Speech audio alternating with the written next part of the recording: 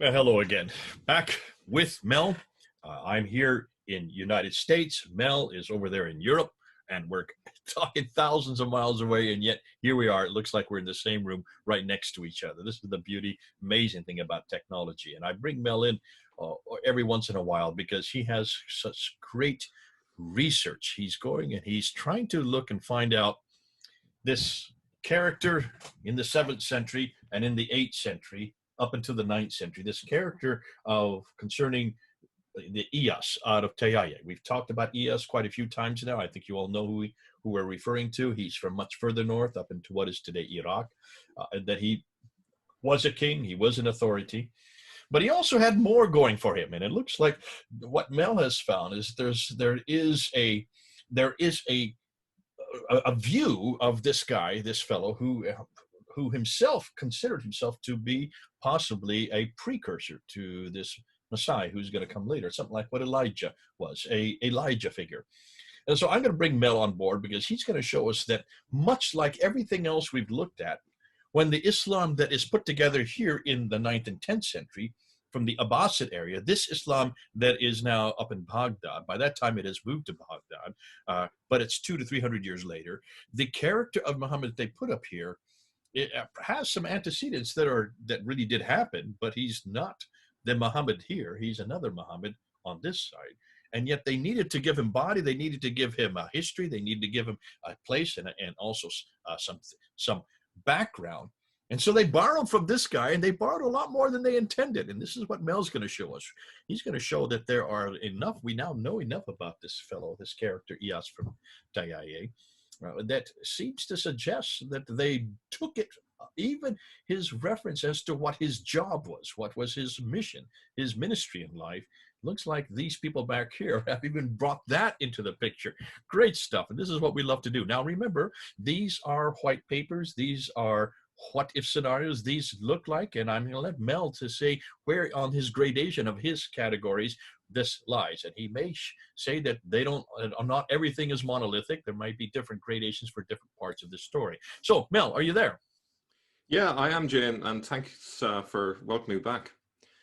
So just to introduce this, people may have heard about the Messiah complex. I'm going to introduce the idea that Muhammad had an Elijah complex. I don't know if this term has ever been used before. No, you're coining it right now. This is the first time other people can borrow it, and then you can be credited for it. Much like we're finding Islam borrowing everything and then taking credit for itself. No, in this case, let's go ahead and say that one of the Melvilisms, or we'll call it the Melisms, for the future will be the Elijah complex. Absolutely. So there's two aspects of this that Islam has tried to forget. One is there's prophecies connected with Muhammad that didn't come true, and the Islamic tradition is designed to hide this failure on Muhammad's behalf. And there's also something funny about his real name that Muslims would rather not know about. And this fundamentally undermines the whole Islamic tradition. So we're going for the nuclear today. Okay, so let's a big thing today. So let me just share the screen. Tell me if you can see this. Yeah, there it is. So thank you. Okay, so our title today is Muhammad, the man with the Elijah complex. So, now, just to put this into context, I'll go over the categorization that I'm using before I explain why I've given it a 4 here. So a 0 would be something which is like a conspiracy theory or a wild idea without any fact-checking done. A 1 would be where I'm fishing or pondering an idea and just thinking out loud. A 2 is for a deeper probe with some corroborating evidence. A 3 would be a credible hypothesis. A 4 is a workable theory, so it's got quite a lot of evidence to back it up. A 5 would be a slam dunk, a theory with multiple sources that is clearly proving the case. So this is where we're at.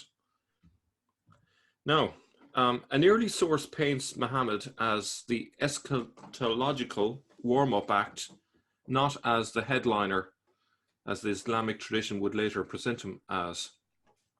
The Doctrina Jacobi is a 7th century Greek Christian polemical tract set in Carthage in 634, but written in Palestine sometime between 634 and 640. So if you look next to Antioch, this is where it was written, but way over on the western side in Carthage, this is where it's said to have taken place, if that makes sense, which is in Sika Mina, which And is for in people today, to Palestine. just so where people understand today, Antioch would be modern Turkey, the southern part of modern Turkey, and Carthage Yeah. over on the left would be modern Tunisia, or the city of what is today Tunis. So people, just so people will know where you're talking about for in today's geography. Yeah. So if we draw from the source itself, he was proclaiming the advent of the Messiah according to this really early source. So it's quite interesting. This is very different from the Islamic tradition here. So quoting directly, and they were saying that the prophet had appeared coming with the Saracens, and that he was proclaiming the advent of the anointed one, the Christ who was to come. I having arrived at Sikamina in Israel, stopped by a certain old man well versed in scriptures, and I said to him, "What can you tell me about the prophet who has appeared with the Saracens?" He replied, groaning deeply, "He is false, for the prophets do not come armed with a sword. Truly they are works of anarchy being committed today, and I fear that the first Christ to come, whom the Christians worship, was the one sent by God, and we instead are preparing to receive the Antichrist. Indeed, Isaiah said that the Jews would retain a perverted and hardened heart until all the earth should be devastated. But you go, Master Abraham, and find out about the prophet who has appeared." So I, Abraham, inquired and heard from those who had met him that there was no truth to be found in the so-called prophet, only the shedding of men's blood. He says also that he has the keys of paradise, which is incredible.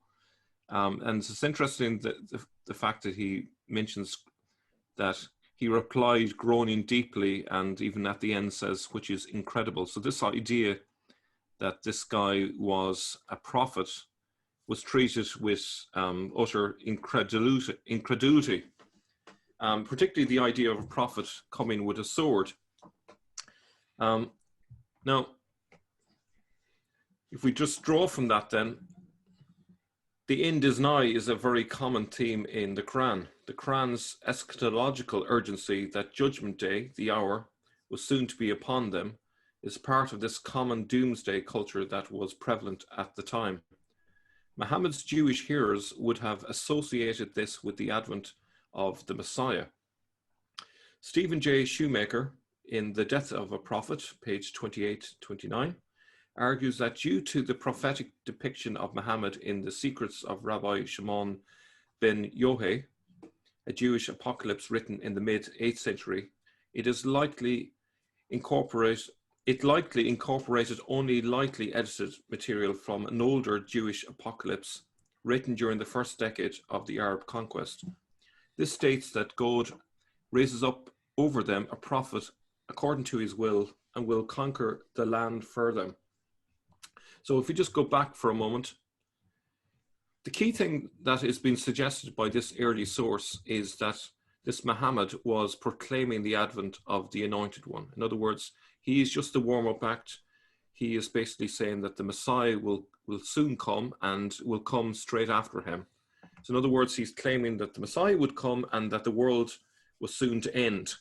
Now, making such a prophecy and such a claim was really bold because it can easily be disproven. And it was disproven simply because the world continued to exist, and we're now 14 centuries later. So his claims that the Anointed One was about to come has been proven to be false. And obviously this is not something that the Islamic tradition particularly wants to remember. They remember other things about what this Muhammad or Ilyas was talking about, but they obviously have covered up this part, which is embarrassing. Now, what's interesting is the Jewish impression of this guy is that he was crazy and possessed. This seems to be a very early assessment of him. So by people who were contemporaries of this Ilyas. And again, this is from page 30 of Stephen Shoemaker's book. A fragment preserving the opening section of the Secrets of Rabbi Shimon survives among the Cairo Geniza texts, and according to this version, which is slightly different to the one I've just read, it says, he being God, he raises over them a crazy prophet possessed by a spirit, and he conquers the land for them being the Jews. What do you make of that, Jay? Well, crazy, possessed, and conquering seem to fit perfectly. Yeah, and it's not a good impression of Muhammad. This is from people who saw him, so he doesn't look like he's in the full, he's in his full senses. He seems to be perhaps fanatical. Maybe he was possessed. We don't know, but they don't take him as just a regular, normal human being here. When you look at the traditions, which is fascinating, of when he was receiving revelation, wahi, it's called wahi in Arabic, is inspiration is coming upon him. In almost every case, you can see that, number one, he hears the sound of bells, he hears the buzzing of bees, he froths at the mouth, he has these fits, these look like epileptic fits. He falls to the ground. People would try to hold him down. It takes 6 people to hold him down. He has so much strength, and he screams and has enormous headaches. What does this sound to you? Like someone who is possessed by an evil spirit. Absolutely, yeah. Quite crazy, I would suggest. So even the traditions have taken and still incorporated that part of it. Yeah. And people have always said to me, doesn't this show that this is an argument from embarrassment? Why would they incorporate these two? Well, to remember, back in those days in the 9th century, especially in the 9th century, a kahin would be a storyteller, somebody who is like a griot that we have in West Africa. They would have to manifest something to prove their authority. And many of these manifestations in that part of the world, especially up in northern part of Iraq, were just these. These are the manifestations that show that you were receiving a revelation, that you were receiving something that is supernatural. Today, we see that as demon possession, or we see that as schizophrenia, or we see it all kinds of difficulty, mental problems. But not back then. Not back then. Everybody who has received a revelation should manifest these kind of manifestation. Now, by doing that, the Jews looking upon him see him as crazy, possessed, and of course he is well known that he conquered the land. That was one thing. That was one of his jobs. From their perspective, they got it right. They got it correct. But from an Islamic perspective, you can see why they would incorporate these type of references to his character, or odd references to his character.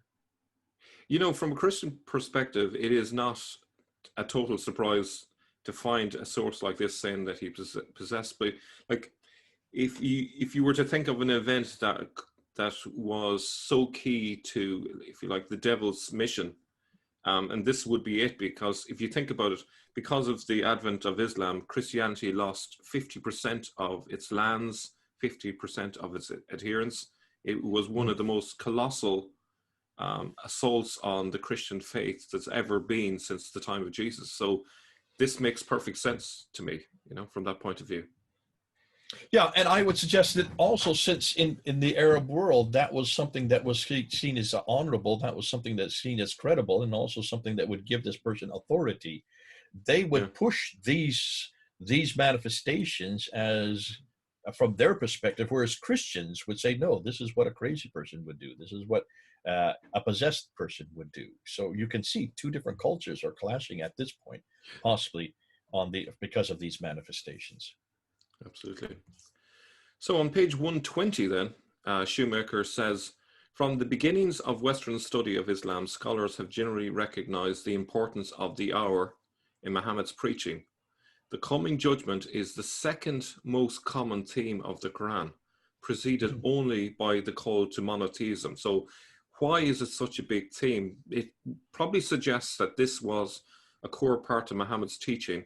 Not that I'm suggesting that the Quran was written by Muhammad, but something from that tradition seemed to have come into the Quran. Paul Casanova asserts that both the Quran and the Hadith reveal a pressing belief in the imminent end of the world, in Muhammad and his followers. So again, this idea that there was a strong belief that the world was about to end in this early tradition, and the obviously the world didn't end, so they swept this out of the tradition later. Now, I don't know if you want to say anything about that, but I'm going to just move on. Go ahead. That makes sense. Okay. Go ahead. Okay. So I'm going to bring in a source now. This is from Isho Yab III of Adiana bin, who died in 659. He's an East Syrian source. He definitely was in the know, becoming, as Robert Hoyland says, becoming a bishop of Nineveh in the 620s, metropolitan of Arbela by 640, and then Catholicos, head of the Nestorian Church from 649 until his death in 659.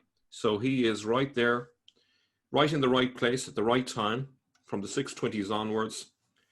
He's in Tayaye country, and he's not divorced from what was going on the ground, because being a leader in his church, he would have been hearing reports from all over the land.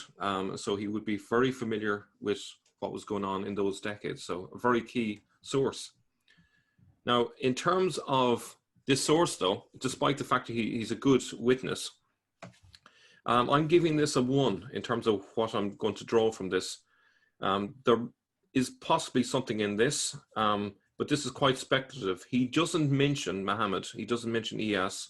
He refers to someone called the One. And so rather than suggesting this is definitely Muhammad he's talking about, I'm going to step back from it and say this is possibly who he's talking about. Well, thanks for doing this, Mel. And just for those of you who aren't aware of what he's talking about, number 1 in the gray there, it means it's nothing more than that he's fishing, he's pondering, possibly. He doesn't have any conclusive. And you're being honest by doing that, because the other material that you looked at earlier is a number 4, which is a workable theory, because you have solidification and falsification, and that the ambiguity is not nearly as much as speculative as what you're doing now with number 1. So you're saying, be careful. Let's just put it out there. Let's see, for those of you who are listening, whether or not you do accept this or not. It's open to question. You're being honest about that. Appreciate that. Yep, no problem. Okay, so this is the source. As I said, it is not certain who he is obliquely referring to as the One, but Ilyas or Muhammad would fit the bill. And just before I read this, I suppose, just to use a more recent example of this scenario that this bishop is faced with. The bishops in Poland back in the 1950s and 1960s faced a similar problem living under communism. They had to be really careful whenever they gave a homily or a speech or a sermon, in case they're overheard or their sermon is interpreted as a criticism of the communist regime. So if they tried to criticize the communists, they would have to couch it in very careful language so as not to give them a reason to be arrested. So this is a similar situation in the 7th century. We have what is, from my perspective at least, a very strongly totalitarian regime that has taken over many countries. And so therefore the Christian leaders have to be incredibly careful. They also need to encourage their followers. They need to, make sure that the Christians don't lose hope and are not overly fearful. And they're trying to give them a boost and say, things are not that bad. Don't lose heart. So this is the context of this quote. I hope I've made it clear. So here's what he says. He says, "For the One who has seduced you and uprooted your churches was first seen among us in the region of Redan, where the pagans, Hanpe, are more numerous than the Christians. Yet, due to the praiseworthy conduct of the Christians, the pagans were not led astray by him. Rather, he was driven out from there in disgrace. Not only did he not uproot the churches, but he himself was extirpated. However, your region of Persia received him, pagans and Christians, and he did with them as he willed, the pagans consenting and obedient, the Christians inactive and silent." So obviously, he's not mentioned Muhammad by name, he's not mentioned Ilyas, but I would suggest, considering the historical context, who else could he be talking about? I would suggest that this is the person he's referring. What would you say at this point, Jay? Do you Well, I think mean, it's... I would agree with you. I mean, this is something that you and I have talked about in the past. You always have to be careful. We've mentioned this before. I mean, you look at your name, Mel. Why is it you don't give us your name? Because you cannot dare give us your name with what you're saying. You would have repercussions not only to your career, but even to your person. And that's why you don't say where you live. You don't say who you are. We do that even today. Unfortunately, those of us who criticize Islam have to hide who we are. I'm one of the few ones who doesn't hide because I've been doing it for so long. In this case, it looks like much the same thing is happening here. He's not going to say exactly who he's talking about. He's just referring to the one. Yet when you look and see what he's saying about him, he seduced you, uprooted your churches. Look at that. You're going to talk about the region of Radan, where that is, and in a place where the pagans are more numerous than where Christians. I mean, this is all fits the historical scenario that we're talking about. So I would say yes, you are being speculative. You're being very careful. You're not saying this has to be Muhammad, but it looks like it could be Ilyas. It could be the Ilyas of Tayyaya that he's referring to. It fits the man, the place, also the environment and the time. Particularly considering, he was a bishop in the Tayyaya lands, so it kind of fits that this is who he would be aware of, who he would know. So, to give you an idea where Radan is, this is where I believe Radan is.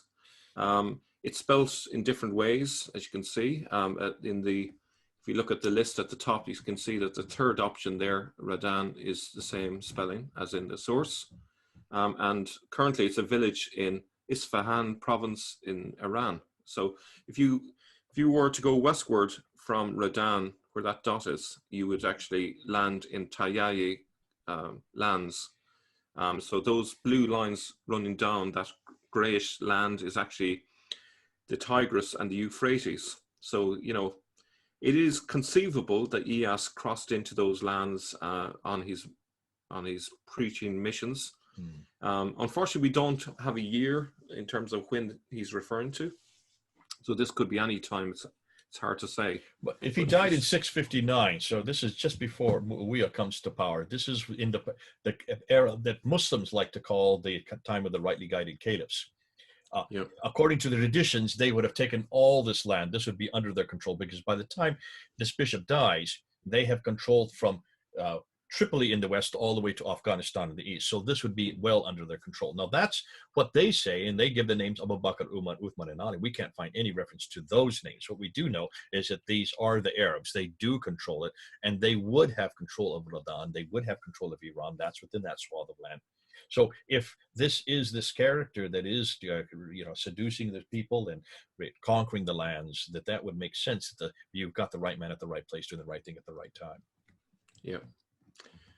No, this is a continuation of the same source. And what's interesting, it actually contextually, this backs up the idea that it could be Muhammad because of the fact that he's referring to the Arabs and the conquest of the Arabs. So again, this would support this idea. He says, as for the Arabs to whom God has at this time given rule over the world, you know well how they act towards us. I would suggest take a lot of what he's saying with a pinch of salt, considering his situation. Not only do they not oppose Christianity, but they praise our faith, honor the priests and saints of our Lord, and give aid to the churches and monasteries. Why then do your, I'll be careful how I say this, Murwinaye, I think that's how you might pronounce it. So why then do your Murwinani reject their faith on a pretext of theirs? And this when the Murwinani themselves admit that the Arabs have not compelled them to abandon their faith, but only asked them to give up half of their possessions in order to keep their faith. Obviously a clear reference to the jizya there. Yet they forsook their faith, which is forever, and retained half of their wealth, which is for a short time. Now, just before we go into a bit further, the Murwinaye, it's unclear who is being referred to. These are a group of Nestorians, but there's a confusion. Are they the people of Merv? Or is this a reference to the Maronites? We don't know exactly, but I suppose it's not key. But you can see there, he's talking about that while the Arabs didn't force them to abandon their faith. They are encouraging them with a 50% tax, essentially. They have to give up 50% of their possessions if they want to remain as Christians. And obviously, a lot of the Christians were leaving the faith.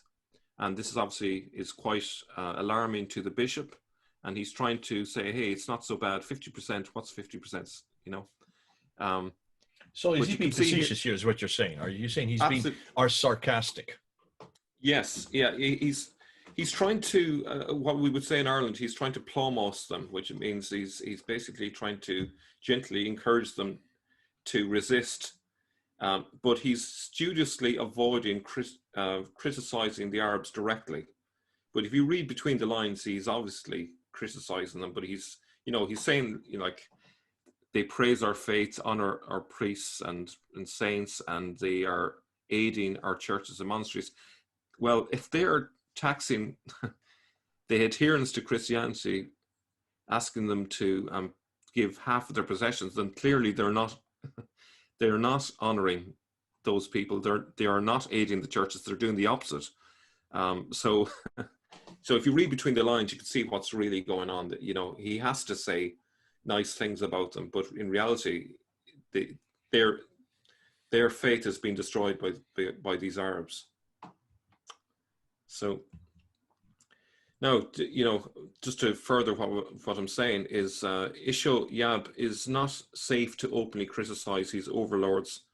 We can understand why he doesn't name the one who has seduced the people. It would be likely highly dangerous to do so under the totalitarian regime that prevailed. We ought to take it with a pinch of salt, his praise for how well the Maghreb treat Christians, especially when he admits they only asked them to give up half of their possessions, i.e. the jizya. This was likely said to reassure his own Nestorian adherents at a time of great uncertainty. So this is typical of when you're under duress. When you're under duress, you have to be very careful how you be critical. And in some ways, he's using irony, sarcasm, to hide the fact that they are under duress. So this is something you would understand coming from your part of the world, because irony is almost a pastime there in the UK and that part of the world. It's fascinating how you are masters of irony. You can pick up on this much quicker than other people can. Absolutely, yeah. No, sarcasm is part and parcel of communication in Britain and Ireland. You know, it's part of what you do, and it's a very nuanced thing, but you can detect it from a mile away. And this is clearly, you guys can detect it. We in America, it tends to go over our heads. We forget a lot of the times when we're looking at your humor. Most Americans I know don't understand British humor because of that.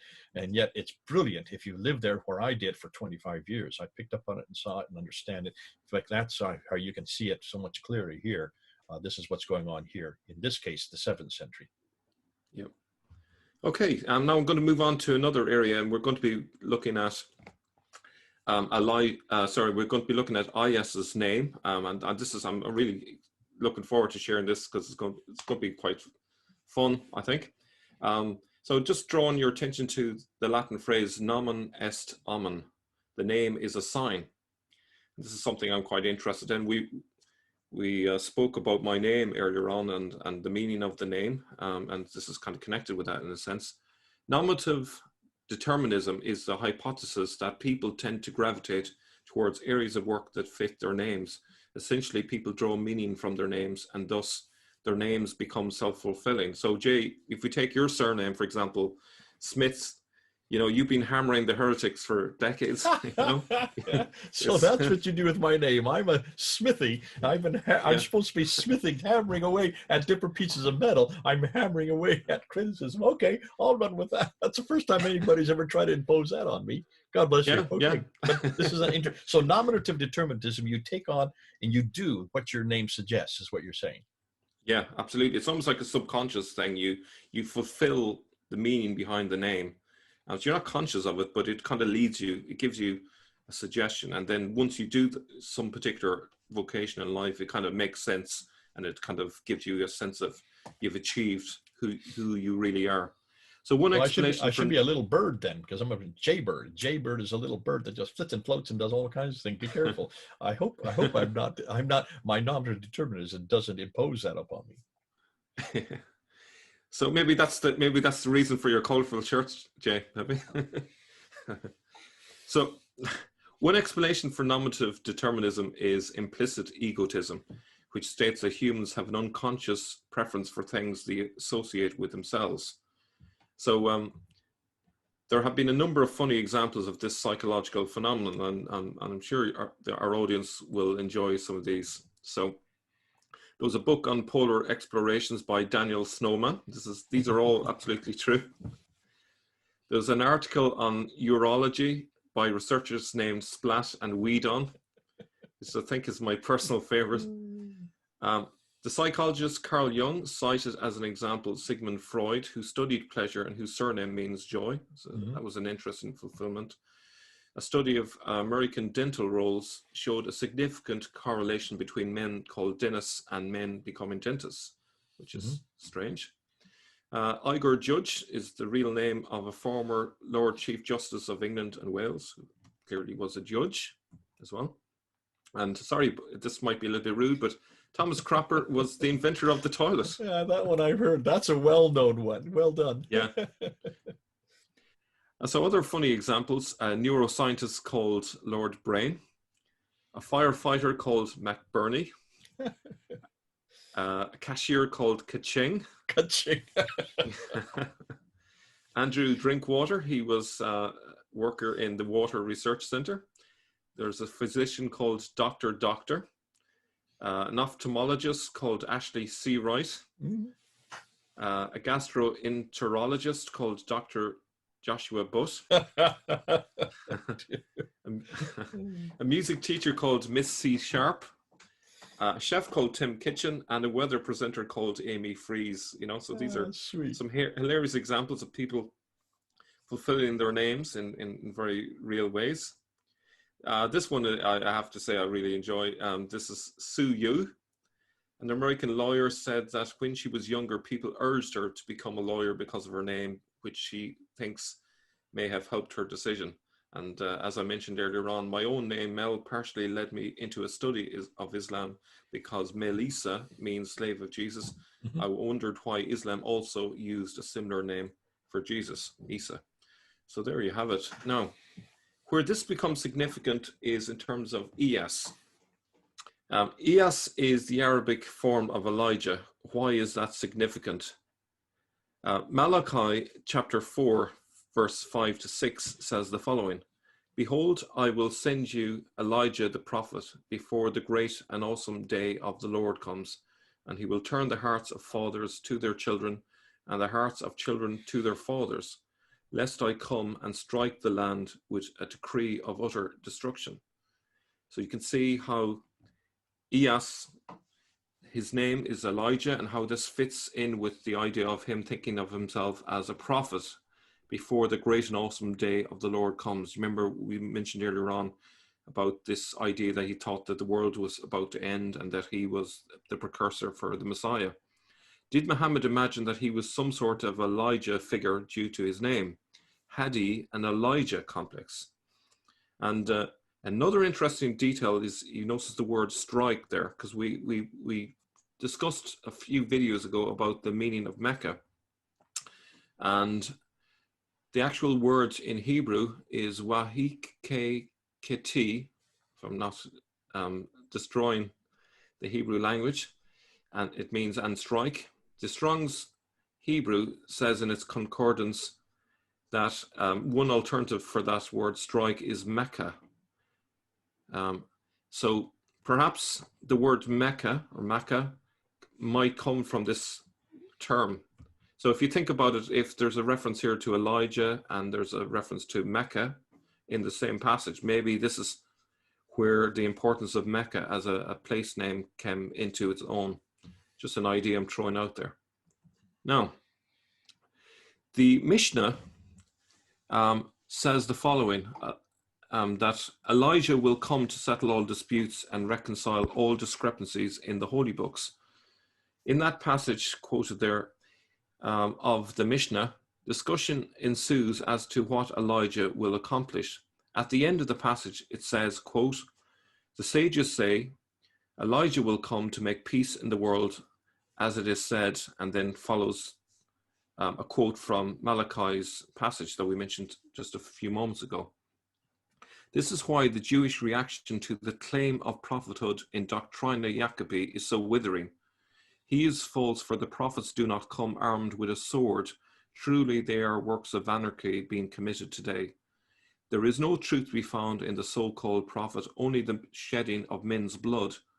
He says also that he has the keys of paradise, which is incredible. So essentially, the Jewish reaction to the claim that Muhammad or Ilyas is a prophet is dismissed by Jews because the sages say that the prophet Elijah would be one who makes peace, and Ilyas is coming with a sword.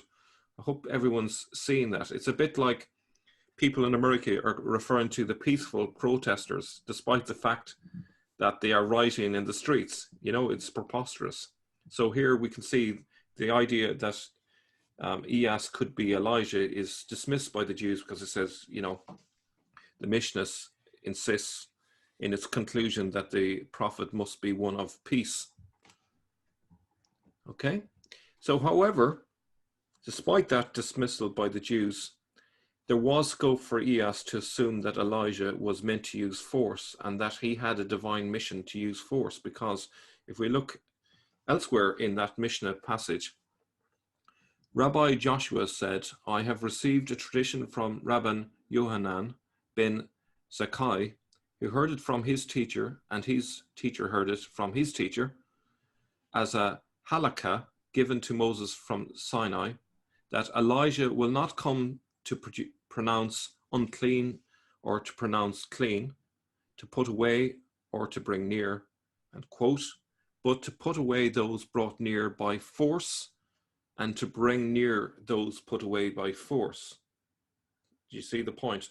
So potentially Ilyas, who, if we think back, Sebios says that Ilyas was an expert in Mosaic law, then clearly he would realize that Elijah could be someone associated with force. I don't know if you want to chime in on that. Yeah, I mean, if he knew this material and if he was a well-versed in this, he could have misappropriated this and taken this as his dictum. I would suggest that maybe it had much more to do with his need to control and have an authority and give himself credibility. But at the same time, he would take on he would be the subject of these prophecies. So he's probably using both his bets. He's probably saying, listen, I want to take over. And since I am a king, since I do have this power, let's go ahead and do that. But at the same time, I want to be the one who is the subject of these prophecies that of this man who's yet to come.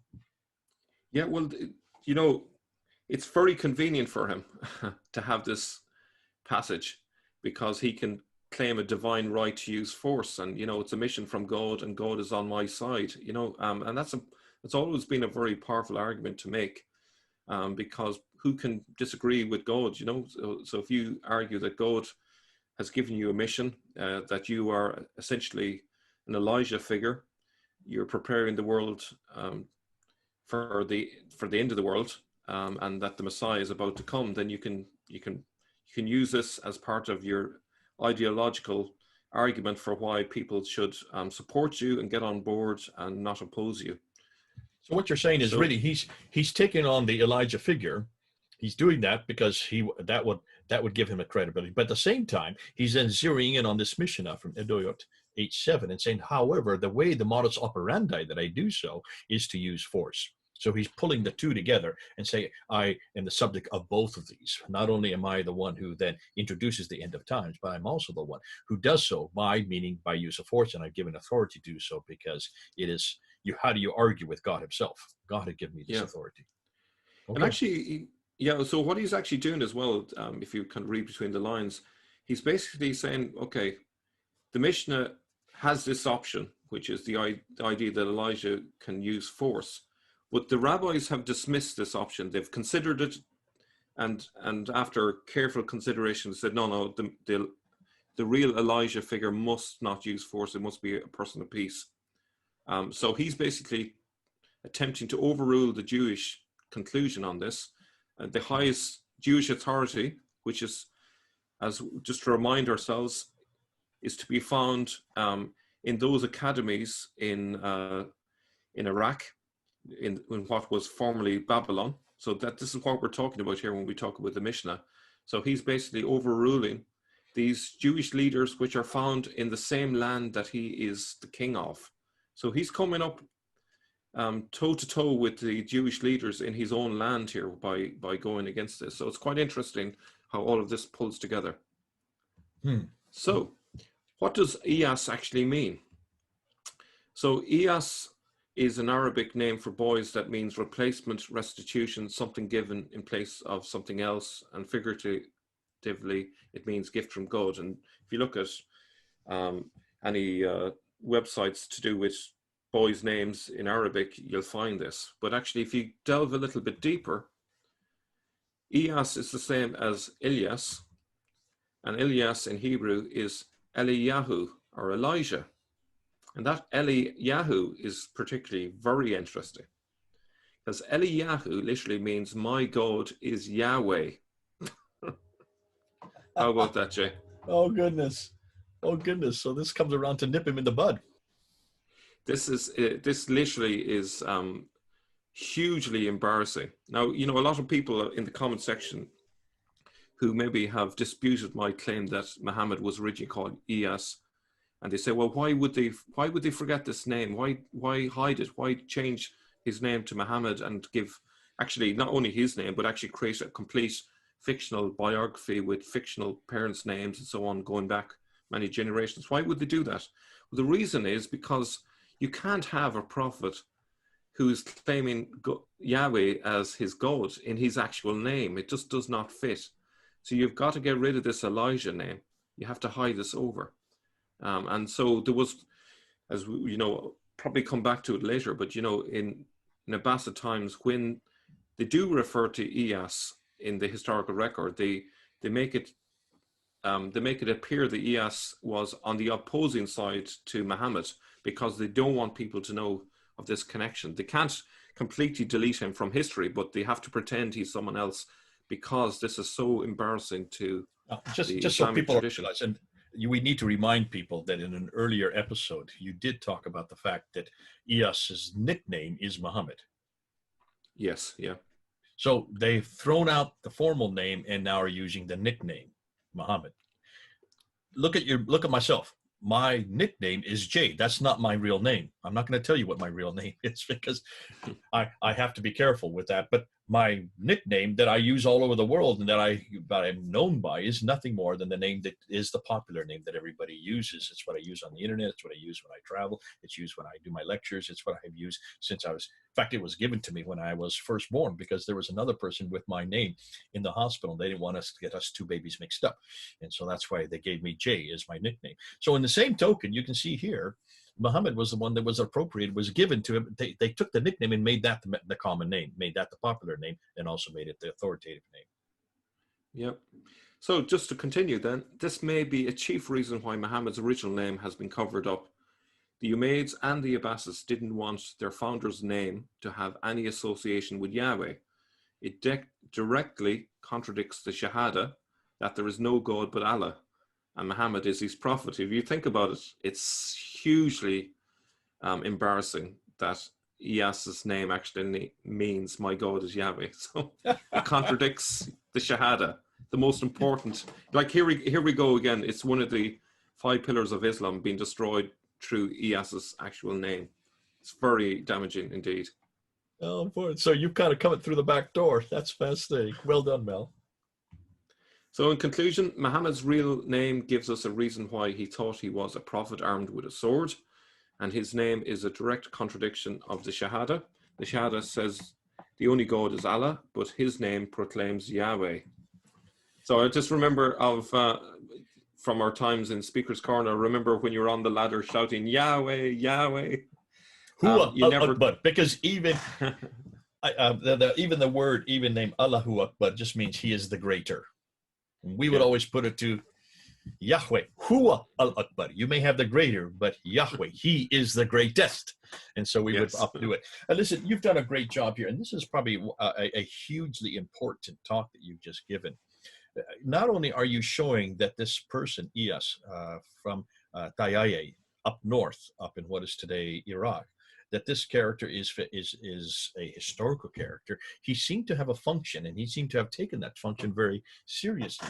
And there are references to him. Ishoab 659 kind of gives that, kind of introduces them as he's the bishop. He sees this problem here. He wants to protect his people. He uses irony. He uses sarcasm to support, to suggest what is happening, but to also to give them to give them assurance. But then you go, and what I love to do is that nomen est omen, that your name takes on your significance. Your name is what is important because you kind of fulfill that which your name suggests. And in this case, you have Ilyas, who has a name that, as you're coming out the very end, is the wrong one, because Ilyas is another name for Elijah, which is another name for the God. My God is Yahweh. My God is Elijah. Yah at the very end is Yahweh, and that's the name that is given to God there in Exodus 3, verse 14 and 15. I'm sorry, given by God to Moses before he went down to Egypt to bring out the Israelites. So here you have a real problem. It's a dilemma for those who want to now introduce Muhammad, or in this case, Ilyas. They cannot use Ilyas because that name is the reference to the God who is in the Bible, and that God who's in the Bible is the Son of God, who his name is Jesus Christ, and you cannot have that God, because that's your biggest competition are the Byzantine Christians, who are the only other superpower, and they want to eradicate that idea that Jesus is God, and Ilyas would be too close to that. They sublimate that and they introduce Muhammad, which is his nickname,